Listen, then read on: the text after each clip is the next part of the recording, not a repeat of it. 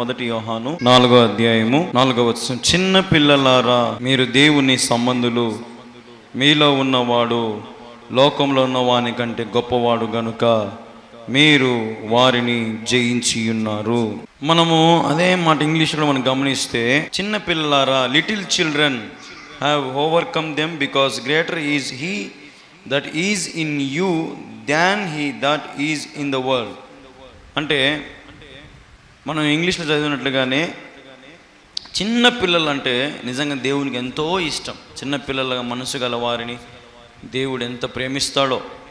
చిన్న పిల్లలను దేవుడు ఎప్పటికి కూడా త్రోసివేసేవాడు కానే కాదు.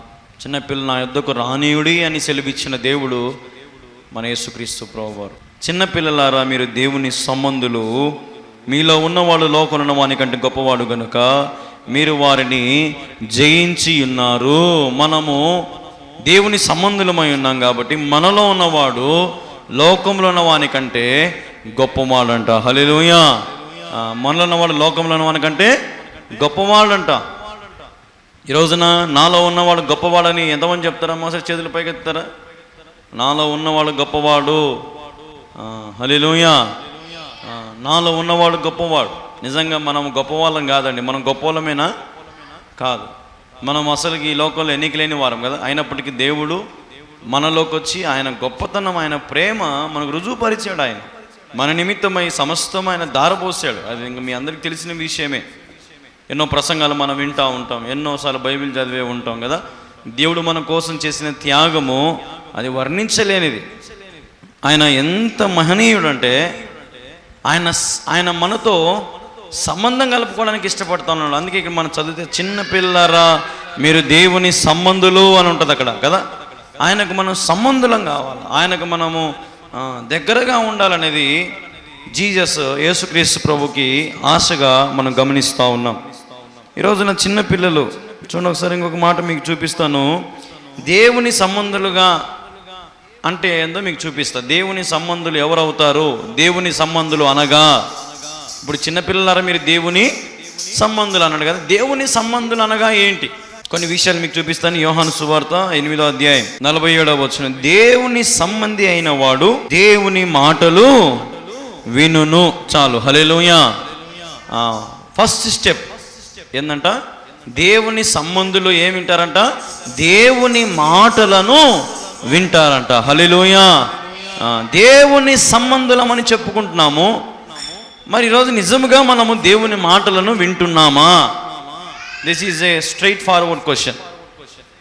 ఈ రోజున మరి మనము దేవుని మాటను ఎంతమంది వింటున్నారు, ఎంతమంది దేవుని మాటకు లోబడతా ఉన్నారనేది మరి మనము ఈరోజున ఆలోచన చేసుకోవాలి. మనల్ని మనము పరీక్షించుకోవాలి. దేవుని సంబంధులు, మీరు దేవుని సంబంధులు కారు గనుకనే మీరు వినరని చెప్పాననుంది కిందనే. మీరు దేవుని సంబంధులు కాదు కాబట్టి మీరు దేవుని మాట వినరు, ప్రసంగాలు వినరు. చెప్పండి, ఇంకా ఏమేమి వినరు? మందిరానికి రారు, ఇంకా వాక్యాన్ని అనుసరించరు, వాక్యంను ప్రేమించరు. ఇంకా దేవుడు ఎన్ని చేసినా మర్చిపోతూ ఉంటారు. దేవుని మాట వినట్లా, దేవుడు చేసిన కార్యాలు గుర్తులేవు. దేవుడు ఎన్నిసార్లు మనతో హెచ్చరిస్తున్నాడో. ఒక్కొక్కసారి దేవుడు మనకు చిన్న చిన్న ములులు పెడతాడు, శ్రమలు గుండా మనల్ని నడిపిస్తూ ఉంటాడు. మరి ఆ సమయంలో ఈరోజు మనిషి దేవుని మాట వినలేక మామూలే ఈ కష్టాలు, మామూలే ఈ చిన్న చిన్న ములులు, ఎప్పుడో ఒకసారి పోతాయిలే అని అనుకుంటున్నాడు. కానీ ఈ ముళ్ళు నాకు దేవుడు ఎందుకు పెట్టాడు? ఏదో నాలో పొరపాటు ఉంది, ఆ ముళ్ళు నేను తీసివేసుకుంటా, దేవుని మాట నేను వింటాను, నేను దేవునికి సంబంధి కావాలని ఆశపడతా ఉన్నాను అని ఈ రోజున ఎంతమంది అనుకుంటున్నారండి? కొంతమందే. అవునా కదండి? కొంతమందే కదా. కొందరే దేవుని కోసం పాటుపడేది, కొందరే ప్రభు కోసం ఏవైనా చేయడానికి సిద్ధపడేది. ఒక రోజున ఒక బహిరంగ సభలు మేము ఏర్పాటు చేసాం. నేను వేరే వాళ్ళకి సపోర్ట్ చేశాను అనమాట. అయితే నేను వాళ్ళకి అన్ని రకాలుగా వాళ్ళకి కావాల్సిన ఫెసిలిటీస్ అన్నీ కూడా ఒక పెద్ద స్పీకర్కి నేను మరి సపోర్ట్ చేసినప్పుడు చాలా దూరం నుంచి వాళ్ళ టీం అంతా కూడా వచ్చారనమాట. వాళ్ళ టీం అంతా వచ్చినప్పుడు అక్కడే టెంట్లు వేసేసారు, అక్కడే అన్ని లైట్లు ఫ్యాన్లు అన్నీ అక్కడ వాళ్ళ టేబుల్ ఫ్యాన్లు పెట్టుకొని ఆ పట్టల మీదనే ఆ స్టేజ్ మీద కడతా ఒక రోజంతా కట్టేశారు. అన్ని పనులన్నీ అక్కడే నైట్ పడుకున్నారు. మరుసటి రోజు ఉదయం లేచారు. మరుసటి రోజు అక్కడే కష్టపడి ఎండనగా వాననగా స్నానం చేసుకోవడానికి వీలు లేదు, సక్రమంగా అవుట్డోర్ మీటింగ్ కాబట్టి ప్రయాసపడతా ఉన్నారు. మేము చూస్తూ ఉన్నాం, వాళ్ళకి టీలు టిఫిన్లు అన్నీ అందిస్తూ ఉన్నాం. కష్టపడతానే ఉన్నారు. అయితే వాళ్ళు నిజంగా ఇదే దాన్ని కూడా ఆశించుకోకుండా కేవలము ఆ సేవకుడు మా ప్రాంతానికి వస్తున్నాడని వారు పనులన్నీ మానుకొని దేవుని పరిచయం చేయడానికి వాళ్ళు అక్కడ స్థానికులందరూ ముందుకు వచ్చి, ఇంటికి కూడా పోలే, వాళ్ళు ఇల్లు దగ్గరే, కానీ అందరితో కలిసిమెలిసి ఉండాలని రాత్రి పగుళ్ళు పనులు చేసుకొని కష్టపడి 3 days కష్టపడ్డారు.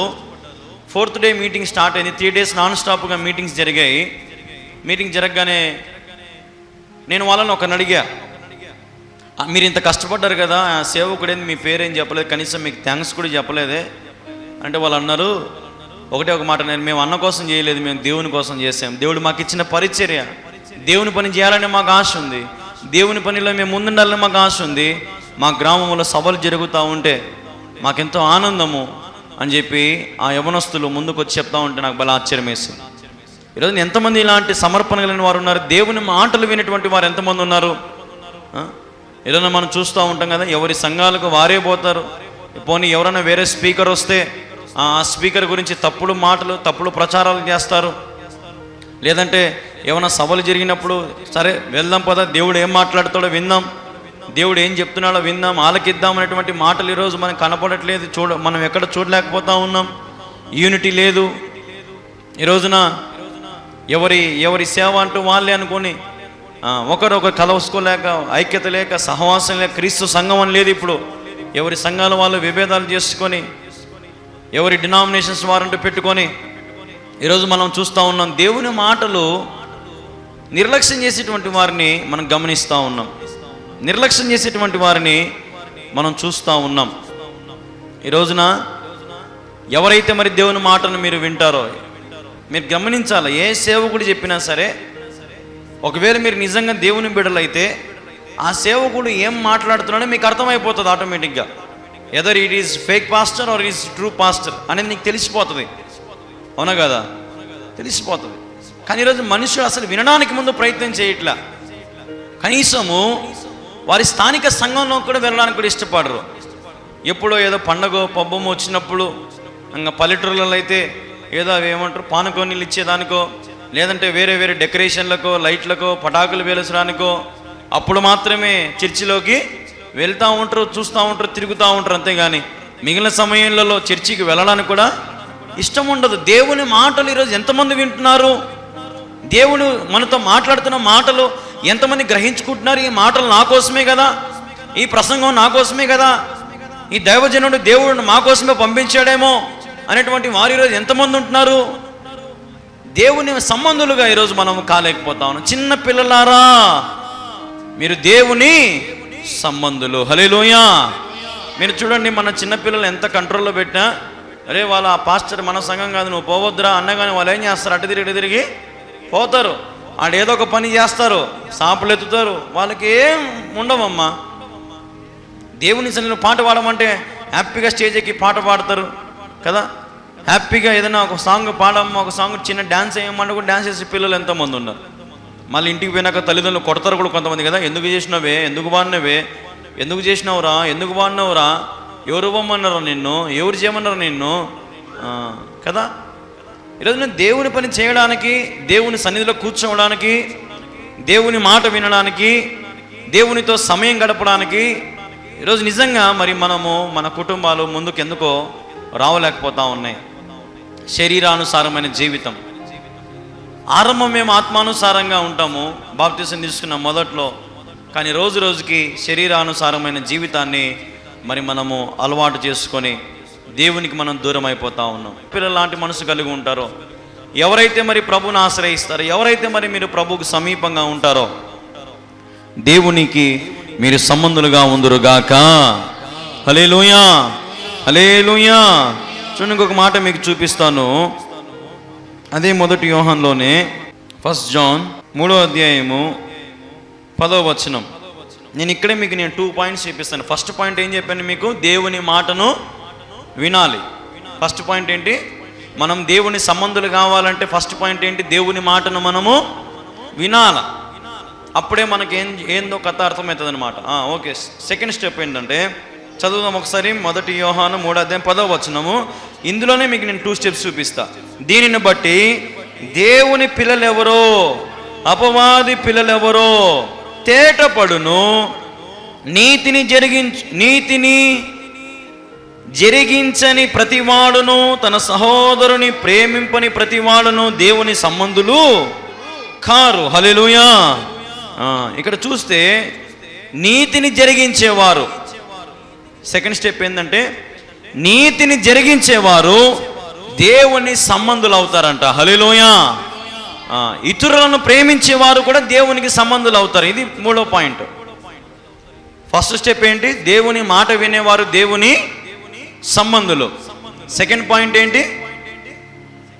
నీతిని జరిగించేవారు దేవుని సంబంధులు. మూడవది ఏంది? ఇతరులను ప్రేమించేవారు వీళ్ళండి దేవుని సంబంధులు. ఈరోజున దేవుని సంబంధులని, నేను దేవుని బిడ్డనని, నాకు దేవుడు అంటే ఎంతో ప్రేమని, దేవుని కోసం ఏమైనా చేస్తానని, దేవుని కోసం సమస్తము దారబోస్తానని అందరం చెప్పిన వాళ్ళమే ఒకనొక సమయంలో. మరి ఈరోజు మేము ఎలా ఉన్నాం? ఎంతోమంది ప్రార్థన కూడా మానేస్తుంటారు కదా. ఎంతోమంది మోకాలు ప్రార్థన కూడా మానేస్తుంటారు, బైబిల్ చదవడం మానేస్తుంటారు. టీవీలో ఒకప్పుడు రాత్రి పగల్లో వాక్యాలు చూసేవాళ్ళు, ఇప్పుడు వాక్యాలు చూడట్లా. ఈరోజు క్రైస్తవుడు ఎలా ఉన్నాడు?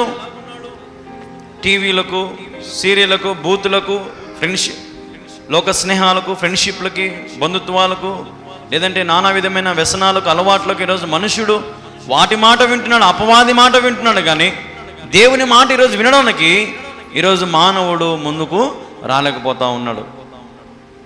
ఈరోజున మనం గమనిస్తూ ఉంటాం, ఏవైనా సరే అల్లరితో కూడిన ఆటపాటల దగ్గర అయితే ఊరంతా కూడా అక్కడే ఉంటుంది కదా, ఊరంతా అక్కడే ఉంటుంది. అదే ఒకవేళ దేవుని ప్రేమను ప్రకటిస్తూ ఉన్నటువంటి సభలలో, లేదంటే సత్యమైన వాక్యాన్ని ప్రకటించే చోట ఎవరు నిలబడుతున్నారండి? కొంతమందే, కొద్దిమందే, కొంతమంది కూడా కాదు, కొద్దిమందే. Some people gathering, some people. ఒక 2-3 కూడా పెద్ద సంగతి అయిపోయింది ఇప్పుడు. ఏమ్మా నువ్వు పిలుచుకొని రావచ్చు కదమ్మా, ఒక 10 మందిని అంటూ ఉంటుంది ఎప్పుడన్నా. అంటే వాళ్ళు అంటారు, వాళ్ళకే వాళ్ళు వస్తలే, మేము ఎన్నిసార్లు పోయి తిరిగినామో, ఎన్నిసార్లు పోయి చెప్పినామో, ఎన్నిసార్లు వాళ్ళకి చెప్పి మాకు ఎందుకు వచ్చింది నేను కలిగిన బాగా, మేము రమ్మంటామో చెప్పు, లేకపోతే మేము కూడా రాము అని అంటారు. ఈరోజు గ్యాదరింగ్ కూడా చేయలేకపోతా ఉన్నాం.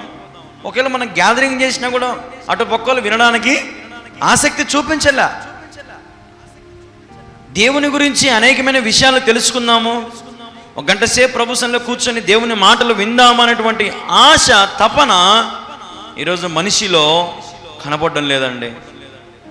దేవుని బిడ్డలారా, నీతిని జరిగించువారు, ఇతరులను ప్రేమించువారు, దేవుని మాట వినువారు దేవుని సంబంధులు అవుతారు. హల్లెలూయా, హల్లెలూయా. కాబట్టి దేవుని సంబంధులుగా మీరు తీర్చబడాలంటే మీరు చిన్న పిల్లల లాంటి మనసు ఉండాలి. సాత్వికమైన మనసు, దీనత్వం, విధేయత. చిన్నప్పుడు నాకు బాగా గుర్తు, మా ప్రిన్సిపాల్ సారు మమ్మల్ని ఒకసారి బెల్ట్ తీసుకొని అందరినీ కొడతా ఉన్నాడు, క్లాసులో అందరినీ కొడతా ఉన్నాడు. అయితే ఒక 3-4 అతి చేసే వాళ్ళం బాగున్నాం అనమాట. వాళ్ళని బాగా అదే పనిగా పక్కకు పిలిచి, క్లాస్ అందరి ముందని పిలిచి బల్లి కొట్టేసినాడు. బాగా చేతులన్నీ వాసిపోయినాయి, కట్టెలన్నీ ఇరిగిపోయినాయి, బెల్ట్ కూడా కొట్టి మా సార్ గస వచ్చేసి వెళ్ళిపోయినాడు. మళ్ళీ మరుసటి రోజు పొద్దున్నే గేట్ ఇక్కడ కానొచ్చానే, గుడ్ మార్నింగ్ సార్. ఏమైంది? సాయంత్రమే మమ్మల్ని భయంకరంగా కొట్టినాడు మమ్మల్ని. ఆయన మీద మాకు ఏ కోపం రాలే. మరుసటి రోజు పొద్దున్నే మళ్ళీ మాకు ఎదురైతేనే గుడ్ మార్నింగ్ సార్ అని చెప్పినాం. ఆయన కూడా గుడ్ మార్నింగ్ నాన్న. నిన్నేమో కొట్టేటప్పుడు అల్లరి చేస్తారా మీరు, అదిరా ఇదిరా ఒర్రా గిరా అని నిన్న అన్నట్టు ఈరోజు ఉదయాన్నే ఆయన దగ్గరికి పోగానే గుడ్ మార్నింగ్ నాన్న అని అన్నాడు. చూడండి, మాకు అప్పుడు ఏమన్నా పగలు ఏమైనా ఉన్నాయా? అదే పొరపాటుని ఇట్లా పెద్ద వయసు వచ్చినా కొడితే ఏం చేస్తారండి? మామూలుగా కక్ష సాధించేంత వరకు వదిలిపెట్టరు. ఒకవేళ ఇప్పుడు ఎవరినైనా సరే, ఒక పెద్దవాళ్ళని ఎవరైనా ఒక చెంప మీద కొడితేనో లేదంటే ఏదైనా చేస్తేనే వెంటనే ఏం చేస్తారు? సినిమా చూపిస్తారు కదా వాళ్ళకి, ఇంకా మళ్ళీ వాళ్ళకు కూడా సినిమా ఉంటుందిలే, మామూలుగా ఉంటుందా కదండి? దేవుని బిడ్డలారా, కానీ చిన్న పిల్లలు ఎట్లాంటి మనసు ఉంటుందంటే వాళ్ళ దగ్గర, పోరా అని అంటారు, మళ్ళీ కొద్దిసేపు నాకు మళ్ళీ రారా అని అంటారు. నాతో మాట్లాడొద్దు అని అంటారు, మళ్ళీ రోజుసేపు నాకు ఏం చేస్తుంటారు, వాడే వచ్చి ముందు మాట్లాడతాడు. దేవుని బిడ్డలారా, చిన్నపిల్లల లాంటి మనసు మీకు ఎప్పుడైతే ఉంటుందో, చిన్నపిల్లల లాంటి బిహేవింగ్ ప్రవర్తన మీరు ఎప్పుడైతే చూసుకుంటారో, కాపాడుకుంటారో, అప్పుడు మీరు దేవుని సంబంధులు అవుతారు. ఇంకా మీలో చిన్నతనం లేదేమో, చిన్నపిల్లల మనస్తత్వం లేదేమో, అడగండి ప్రభుని, ప్రభా నాకు చిన్నపిల్లల మనస్తత్వం ఇచ్చి నాకు నీ సంబంధంగా ఉండాలని ఆశ ఉంది ప్రభా, నీ మాట వింటాను ప్రభా, ప్రభా నీతిని జరిగిస్తాను ప్రభా, ఇతరులను ప్రేమిస్తాను ప్రభా, నన్ను నీ సంబంధులుగా నువ్వు చేసుకో ప్రభా. నువ్వు ఎప్పుడైతే నువ్వు అడగలుగుతావో, దేవుని అంగీకరించి ఆయనను ఎప్పుడైతే నీ ఆధ్యాత్మిక తండ్రిగా నువ్వు ఎప్పుడైతే మరి దేవునికి పిల్లలు అవుతావో, నువ్వు ఎప్పుడైతే కుమార్తె నువ్వు అవుతావో, అప్పుడు దేవునికి నువ్వు సంబంధిగా ఉంటావు, జీవిస్తూ ఉంటావు. కాబట్టి ఈ లోకంలో ఎవరి సంబంధివి? అపవాది సంబంధివా, దేవుని సంబంధివా? ఆలోచన చేయి. ప్రభు విషయంలో మరి మనల్ని మనం పరీక్షించుకుందాం, మనల్ని మనము శుద్ధి చేసుకుందాం. కమ్ టు జీసస్, దేవుని వద్దకు రండి. ఆయన మిమ్మల్ని విశ్రాంతి మీకు కలుగు చేసే దేవుడు, మనశ్శాంతి ఇచ్చే దేవుడు, నెమ్మదినిచ్చే దేవుడు. మీ జీవితంలో మీకు ఏ కొరతలు ఉన్నా, ఏ బాధలు ఉన్నా, ప్రభు మీకు చాలిన దేవుడిగా ఉన్నాడు. ఆయన మీ పక్షం ఉంటే సమస్తం మీకు జయమే, సమస్తం మీకు విజయమే. ప్రతి దేవుని పిల్లలు మీరు దేవుని సంబంధులుగా మరి మీరు ఉన్నట్లయితే దేవుడు మిమ్మల్ని దీవిస్తాడు, ఆశీర్వదిస్తాడు. కాబట్టి ప్రభు మనతో మాట్లాడుతున్న మాటలు మీరు గమనించారని నేను భావిస్తూ ఉన్నాను. ప్రభుకు తగినట్లుగా మరి మీరు ఉండి, ప్రభుకు లోబడి మీరు ఫలించి అభివృద్ధి పొందితే ఆయన రాజ్యంలో మీరు ఉంటారు. కాబట్టి ఈ లోకంలో ఇక నుంచైనా, ఇంతకాలం ఒకవేళ అపవాది సంబంధిగా మరి మనం జీవించామేమో, లోకాశ, లోక తలంపులు, నానా విధమైన వ్యసనాలు, నానా విధమైన అలవాట్లకు అన్నిటికీ బానిసలైపోయి అపవాదికి సంబంధిగా మరి నువ్వు ఉన్నావేమో. తమ్ముడా, అన్నయ్య, చెల్లి, ఈరోజున ప్రభు నీతో అంటున్నాడు, నాకు నువ్వు సంబంధిగా ఉంటావా? నాకు నువ్వు కావాలి, నాతో అనుబంధం కలుపుకుంటావా అని ప్రభు అడుగుతూ ఉన్నాడు. అడుగుదాం, ప్రభువా నాకు నువ్వు కావాలయ్యా, నాకు నువ్వు సమాధానమే ప్రభువా అని నువ్వు ఎప్పుడైతే ప్రభుకు లోబడి ప్రభుకు అడుగుతావో ఆయన నిన్ను బహుగా ఆశీర్వదిస్తాడు. ఈరోజున చిన్న పిల్లలు అంటే దేవునికి ఎంత ఇష్టమో, అందుకే ఈరోజు ప్రపంచంలో మనం చూస్తూ ఉంటాం, చిన్నపిల్లలు ఎంత క్షేమంగా, ఎంత ఆరోగ్యంగా, ఎంత సంతోషంగా, ఎంత బాగా స్వచ్ఛమైన నవ్వు నవ్వుతారు కదా. వాళ్ళని చూస్తే మనం కూడా నవ్వు వస్తుంది. చిన్న పిల్లల నవ్వు ఎంత బాగుంటుందో కదండి. కానీ మనం నవ్వుతే ఎట్లుంటుందంటే, పైకి నవ్వినట్టే నవ్వుతాము, లోపల అనేకమైన విషయాలు ఉంటాయి. హల్లెలూయా, హల్లెలూయా. కాబట్టి మోకరించండి, ప్రార్థన చేసుకుందాం. దయచేసి అందరూ కూడా మోకరించండి అమ్మా, ప్రార్థన చేసుకుందాం. ప్రార్థన. మా ప్రియమైన యేసుక్రీస్తు ప్రభువా, నీకు వేలాది వందనాలు, స్తోత్రాలు తండ్రి. ప్రభువా, ఇంతవరకు ప్రభు అనేకమైన విషయాల ద్వారా నాతో మాతో మాట్లాడిన విధమును బట్టి నీకు స్తోత్రం. ప్రభువా, నాయన చిన్నపిల్లలారా మీరు దేవుని సంబంధులు అన్నట్లుగా ప్రభువా మేము నీ సంబంధులు అవ్వాలని ఆశపడుతున్నాం తండ్రి. మాకు కూడా చిన్నపిల్లల లాంటి మనసు, చిన్నపిల్లల లాంటి హృదయం, వారి ఆలోచన, వారి ప్రవర్తన, వారి తీరు ప్రభు మేము కూడా అట్లా కలిగి ఉన్నట్లుగా సహాయం చేయి. నీ సన్నిధిలో వేడుకుంటా ఉన్నాం ప్రభా, నీ చేతికి సమస్తమును కూడా అప్పగించుకుంటా ఉన్నాం. మేమేమై ఉన్నామో, ఏ స్థితిలో ఉన్నామో, ఎక్కడ ఉన్నామో అది కేవలం ప్రభా నీ కృపే అని నీ సన్నిధిలో ఒప్పుకుంటున్నాం ప్రభా. నీ కృప లేకపోతే, నీ దయ లేకపోతే క్షణమైనను మేము జీవించలేం తండ్రి. అన్ని వేళలలో, అన్ని సమయాలలోనైనా మరి నీవు మాకు చాలిన దేవునిగా ఉన్నందుకు నీకు స్తోత్రము తండ్రి. కృపగల దేవ, దయగల రాజా, నీకు వందనాలు ప్రభా. ఎందరికైతే ఏ కుటుంబాలలో అయితే అశాంతితో, నెమ్మది లేక, బాధలతో, వేదనతో ఉన్నాయో ఆ కుటుంబాలను మీరు దర్శించండి, ఆ కుటుంబాలను దీవించండి, ఆశీర్వదించండి ప్రభు. ఇదిగో నేను ఎందరైతే ఇంకా అపవాది సంబంధులుగా ఈ లోకంలో బతుకుతున్నారేమో ప్రభా, వారికి మనోనేత్రాలు తెరిపించండి ప్రభా. వారిని సంబంధులుగా ఉన్నట్లుగా సహాయించి, ఈ లోక సంబంధులుగా వారికి కాకుండా, చీకటి సంబంధులుగా వారు ఉండకుండా ప్రభా వెలుగు సంబంధుల వలె నీ బిడ్డలు ఉన్నట్లుగా సహాయం చేయమని నీ సన్నిధిలో వేడుకుంటా ఉన్నాం. మరి ఎందరైతే ఈ మాటలు వింటున్నారో యూట్యూబ్లో ప్రభా, వారిని కూడా దీవించండి, ఆశీర్వదించి నీ సన్నిధిలో వేడుకుంటున్నాం. సమస్తం అందరినీ దీవించమని, ఆశీర్వదించమని, మంచి ఆరోగ్యం, శక్తి, బలము దయచేయమని, రాకపోకల్లో సహాయం చేయమని, చదువులలో ఉద్యోగాలలో పనులకు వెళ్ళేటప్పుడు వచ్చేటప్పుడు వారి రాబడిని దీవించిన, వారి పొలములను దీవించిన, రైతులను, అధికారులను ప్రతి ఒక్కరిని దీవించమని, ఆశీర్వదించమని నీ సన్నిధిలో బతిమాలుకుంటూ ఎనలేని మహిమ ఘనత ప్రభావాలను చేతికి అప్పగించుకుంటూ యేసు క్రీస్తు నామములో ప్రార్థించి స్తుతించి అడిగి వేడుకుంటున్నాము తండ్రి. ఆమేన్, ఆమేన్, ఆమేన్.